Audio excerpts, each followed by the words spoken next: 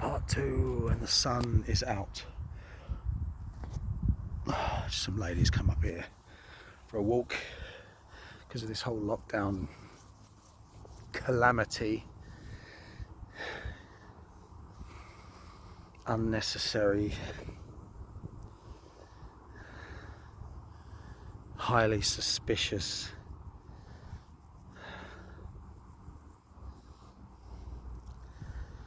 there ain't words for it. The problems that it's caused me, there's not words for it, I tell you. And it takes a lot to hold in and stay patient. But I was going to talk about spiritual paths and this kind of thing because, oh my God, now we've got an aeroplane, a low-flying aeroplane. Just give that a moment to noisily glide off into the clouds. Good.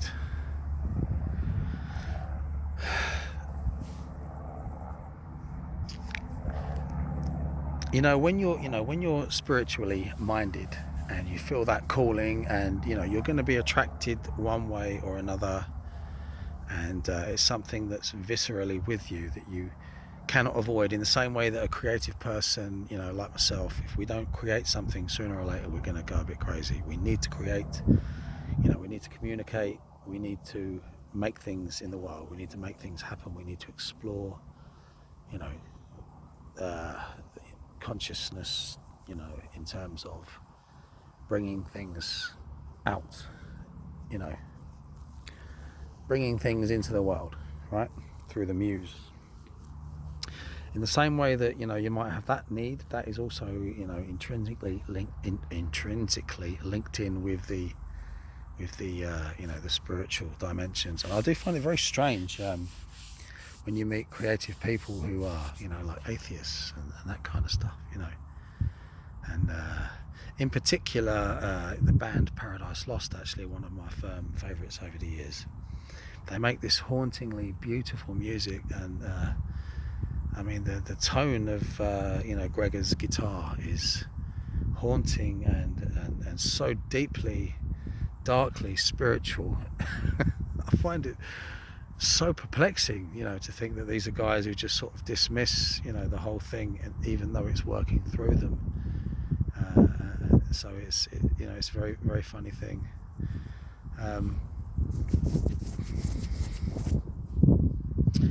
So bee or something, wasp. You're going to need to, you're going to be out there looking, and then there's going to be competing ideas, coming towards you. And a little bit of fate, a little bit of synchronicity, you might land on your ass, like I feel I have finally. But looking back, everything makes sense. All that new age bullshit, all the crazy ideas. There's this notion of ancestry as well, and like say, for myself being, very, Celtic / Anglo-Saxon / Norse kind of, but very much rooted in that Celtic mindset with,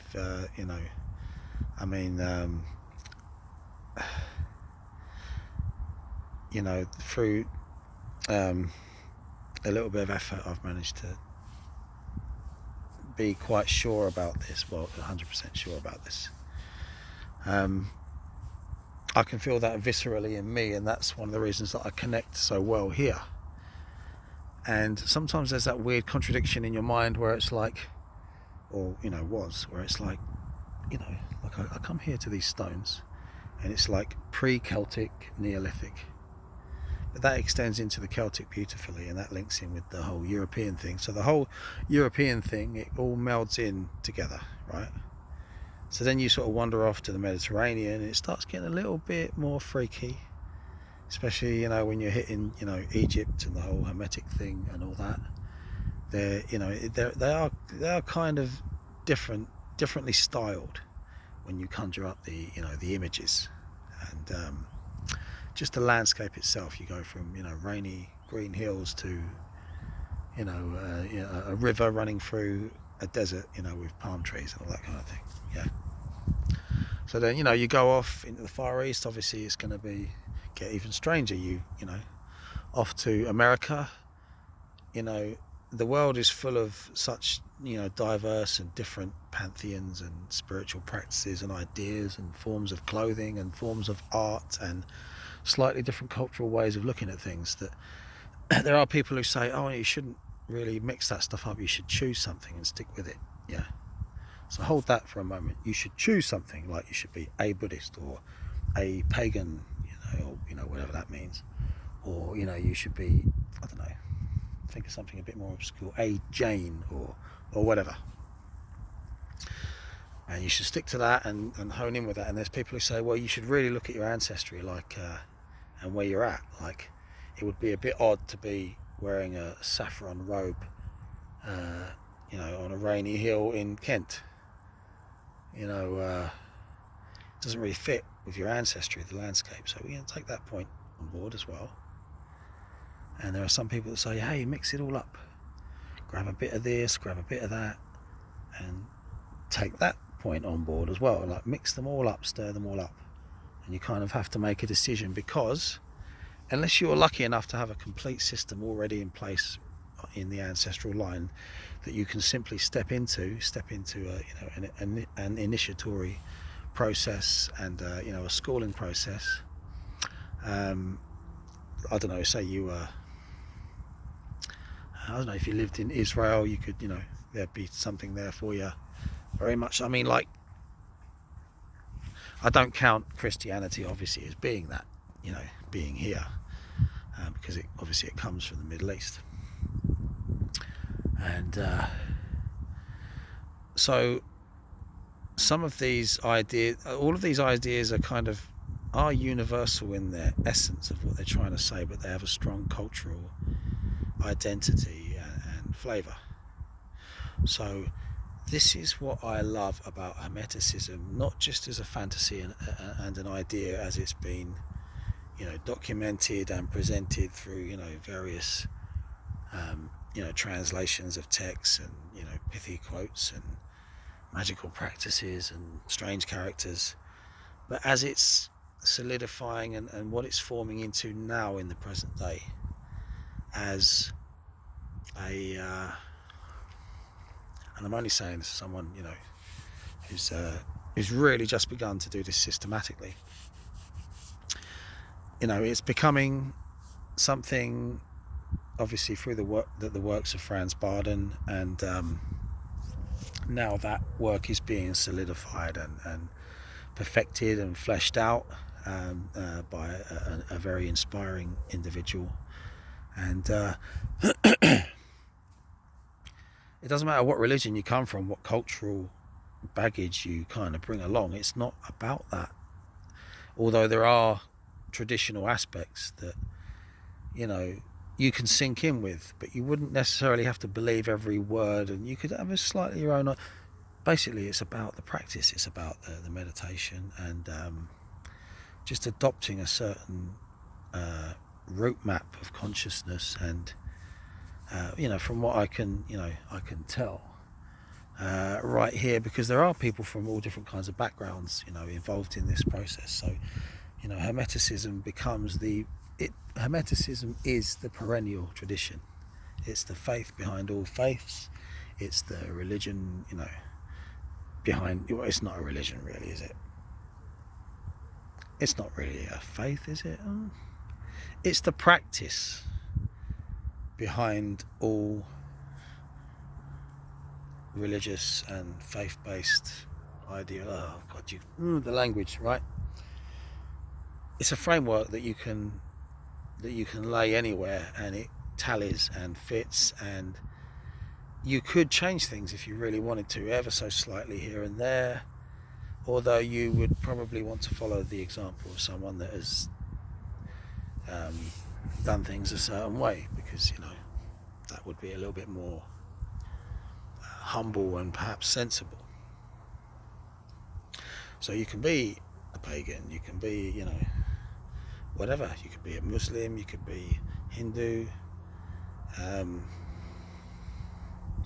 Mind you, in Hinduism there would be enough for you to get on with anyway, really. But doesn't matter. You can come from a background of pretty much the nothingness that was I was going to say absent, but present. The nothingness that was present in my early years of there being no interest, from the structure that I was in terms of communicating anything to that degree. So for me, it's like I'm linked in with this place spiritually. It's a part of me. It was first. It's always going to be the heart of where I'm at. So you lay a Hermetic practice over the top of that. It's funny because it's for me, I've expressed this through my artistic creation of the character of Broderick Wallace. Obviously I go under that name on this channel also because it's a way for me to express there's this Celtic magician that travels widely and is schooled in the mysteries of Egypt, and comes back to find his culture and his place, his culture decimated and his place let's just say he was definitely on the outside of regular society. Okay, so obviously this is mirrored in my own attitude. So it's funny, like if I'm sitting there in the evening and I'm adopting a practice which is so very Egyptian in terms of my posture or something like this, I kind of have this image of this character that is me, that is an artistic expression drawn out by me, that solidifies my psychology in recognizing that everything is linked. Like, could a Celtic man have travelled to Egypt and come into contact with the gods and had real experiences and come out with real knowledge? Could that have happened? Yes, I'm sure it probably did. So therefore, I'm doing that now in a different way, in that very modern way, all the knowledge that we have access to, it's stunning. It's almost too much in a way. That's what's good about structure, that instead of having a completely open, like, I could do anything tonight, it's like, no, this is what I need to do in order to progress. So that's wonderful. So yeah, embodied in this character, I could imagine, and I do love, I love history, and I like to be linked in with the past, and in many ways the past was a lot more sensible in terms, definitely from the the spiritual side of things. Obviously these days, most people wouldn't take the idea of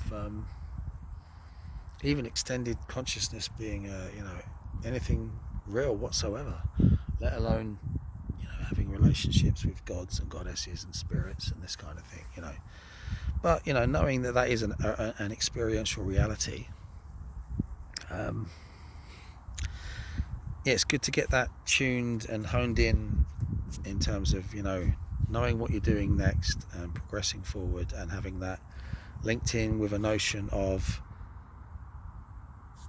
we can go anywhere in the world, we can draw a practice from here. And I'm not necessarily talking in myself, but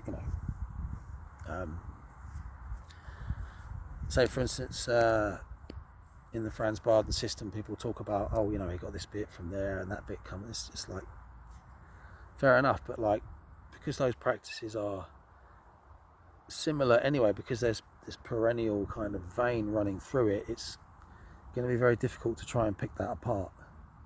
And when it comes to the complications and the moments where you might be wondering where something comes from, why it fits, where it's... Again, this is what's good about having a structure. It's because you can just do without that stress and say, hey,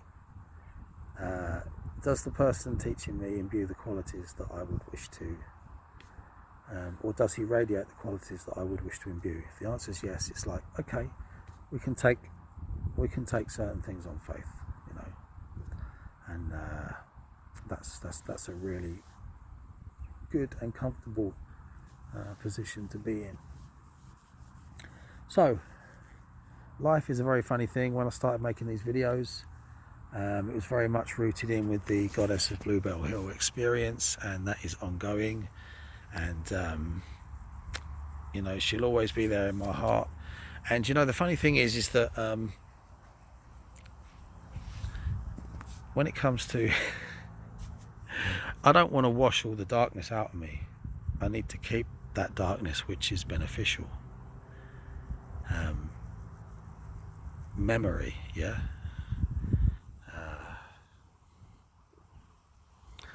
Wisdom through darkness. I was reading about the ancient Egyptian, what they call her Nuit or Neith, or it's just like NT, isn't it? Night might be more appropriate, as she's seen as the, you know, the night sky. You know, this body of stars. This notion of opposing forces, you know. I was reading, you know, black and white, life and death, the magpie. This notion of weaving darkness and, you know, being a mother in terms of being the ground of all being, and also being a warrior in terms of the ground of all being is setting up the inevitability of death. So it's like, oh my God, that's the Morrigan. These black and white magpies, also, you know, the black crows, seeing the image of her as entirely made of white light. These dark, you know, all this imagery, you know, it's definitely leading back to that primal, ancient, original mother goddess in the darkness, and that eternal night sky, the dark mother, yeah. Same thing. Because it doesn't matter how you dress it up, like, you know, different cultures will arrive at different ways of basically explaining the same thing. That's why you can mix and match. But what I'm saying is, if you're mixing and matching within a structure of tuition that is, you know, comes from a place of good example, then you get on with things, and then you're free to explore whatever you want to explore in your free time, and you know, a way of thinking and operating in the world, a way of dealing with and you know, adopting a certain posture. We're all capable of implementing that. So, immovable is not about being immovable, it's about thinking immovable, and all contradictions are valid, all different angles are valid. You should choose something, yeah. You should have access to everything, yeah. You should be rooted in with the ancestors for a cultural, you know, yeah.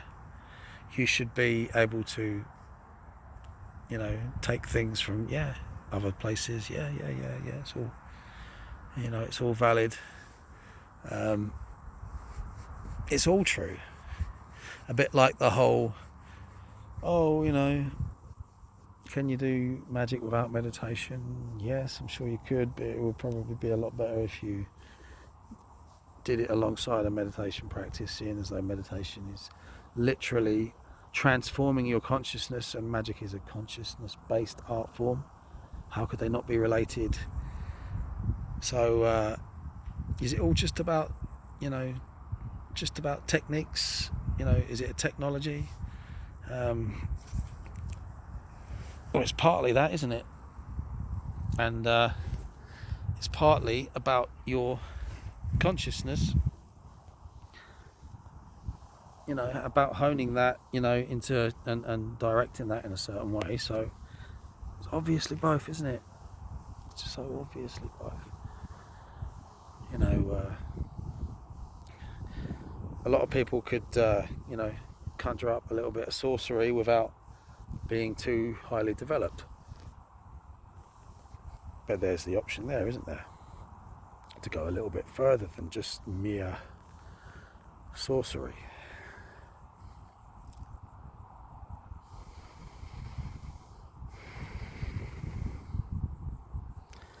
And I suppose there's all different levels, isn't there? Whatever the way you look at it, whatever way you square it. And this is what's so hard about modern life. Oh, the options. Oh, the information.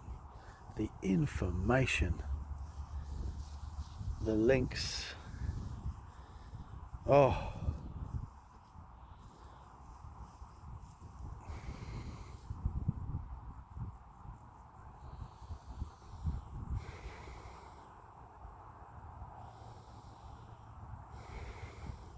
There's certain things I don't want to think about at the moment, and there's certain things I don't want to be true.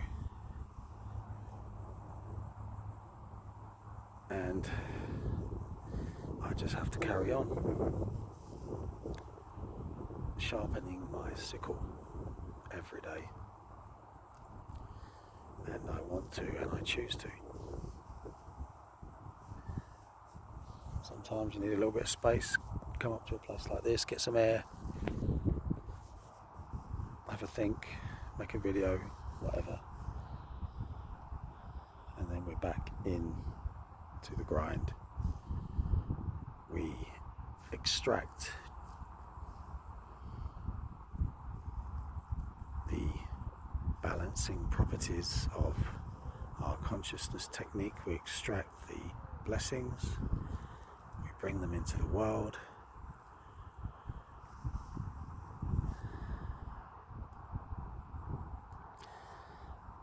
We bring them, they're in us, right? So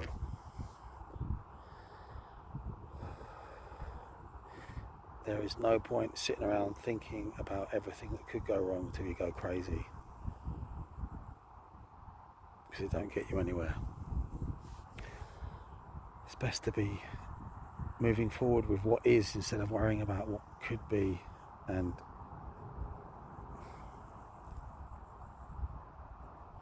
it's amazing how even in the face of a period of instability and difficulty, how the objective meditative mind is able to transmute the elements of the emotions and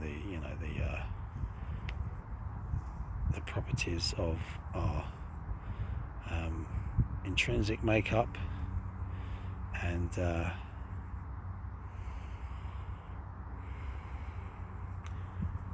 create a warmth in the heart and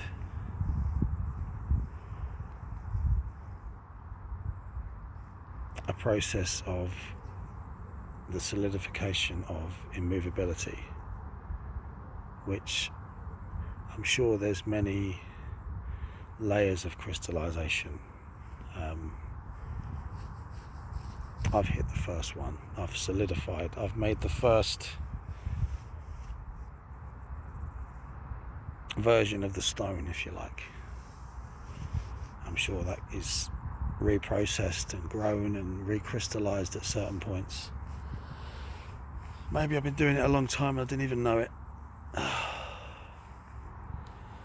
But yeah, all these techniques, without even getting into, the juicy shenanigans, basic meditation techniques and yoga and certain blessings and rituals, and the connecting. This is the most important thing, in a sense.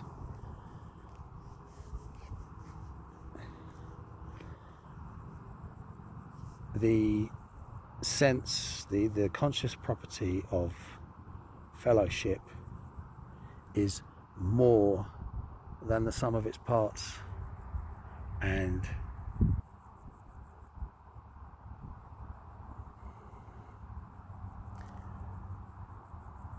it's possible to feel that. You may, even if you're, in my case I'm very much aware, but even if you were unaware, that consciousness property of fellowship, which is more than the sum of its parts, there's a feedback loop and it supports you.